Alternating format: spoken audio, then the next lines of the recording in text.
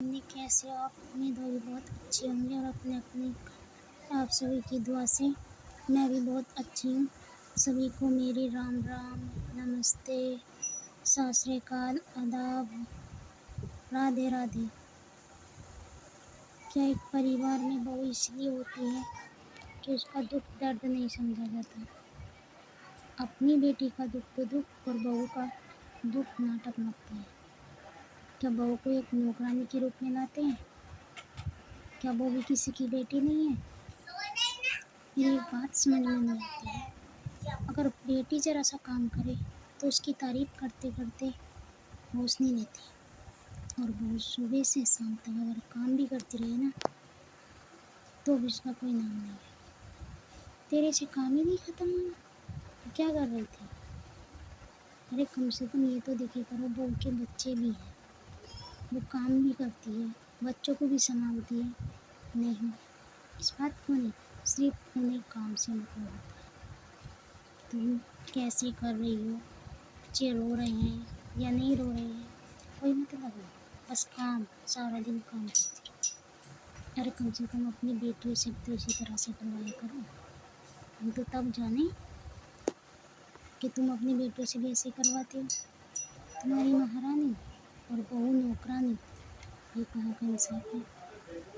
लेकिन तभी तो जब बुढ़ापा आता है ना, साल बुढ़ापा आता है ना, तो बेटी या बेटा या अन्य कोई रिश्तेदार काम नहीं आता है, काम आती है तो सिर्फ बहू। और यही वजह होती है जो बाद में बहू के दिल को लगने बात वो हमारा साथ नहीं देती है। क्योंकि जब तुम दुख में उसका साथ नहीं देते हो, वो तो बच्चों को संभालती है, घर का काम करती है, कभी तुम उसके बच्चों को भी नहीं पकड़ती है, तो वो बुढ़ापे में कैसे तुम्हें रोटी दे देगी? कैसे वो ये सोचेगी कि हाँ इन्होंने भी किसी वक्त मेरा साथ दिया? कभी देते हो तुम? नहीं ना, क्या फ़र्क पड़ता है तुम तो फजीती करने को उतर जाते हो। लेकिन उस वक्त में वो बहू नहीं रहती है, वो दुर्गा बन जाती है, क्योंकि वो दिन तो भूल जाती है लेकिन रात नहीं भूल पाती है। इसीलिए कहते हैं कि बहू को हमेशा साथ देना चाहिए, क्योंकि कहते हैं ना कि 100 दिन सास के तो एक दिन बहू का जरूर आता है। कभी सास भी बहू थी। ये मत सोचो कि मेरे साथ ऐसा हुआ तो मैं भी इसके साथ ऐसा करूँगी, क्या जरूरत पड़ी है?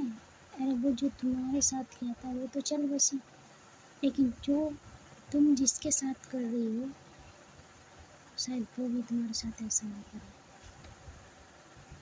उसके साथ ऐसा नहीं करना चाहिए। वो अपने परिवार को छोड़ के आती है, अपने परिवार को छोड़ के आके तुम्हें इतना मानती है, लेकिन तुम क्या करती हो? उसे सुनाते रहते हो, उसे टॉर्चर करते हो। अगर वे बोलती नहीं है तो उसे बोलने पे मजबूर करते हो कि हाँ बोलो भाई, तुम बोलते क्यों नहीं हो? शायद वो इसीलिए नहीं बोलती है कि शायद आज मैं बोलूँगी तो कल को भी मैं इससे ज़्यादा बोलूँगी, लेकिन उनकी समझ में नहीं आता है। वो तो सोचते हैं कि ये तो बोलना ही नहीं जानती है, और भला आज के टाइम में कोई है ऐसा जो बोलना नहीं जानता है?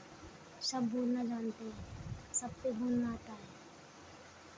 सिर्फ वे चाहते हैं कि परिवार में इज्जत बनी रहे, इसलिए नहीं बोलते।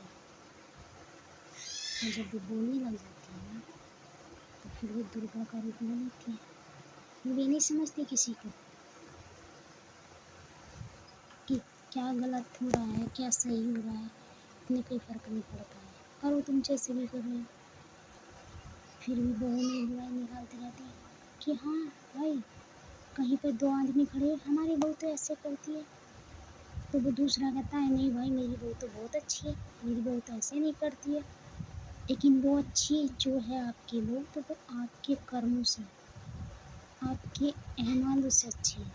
और जो वो दूसरी कह रहे ना कि मेरी बहू अच्छी नहीं है, उसने अपने अहमान नहीं देखे, अपने कर्म नहीं देखे कि मैंने कैसे कर्म करता हूँ, कैसे बातों के साथ व्यवहार करता हूँ बहू के साथ।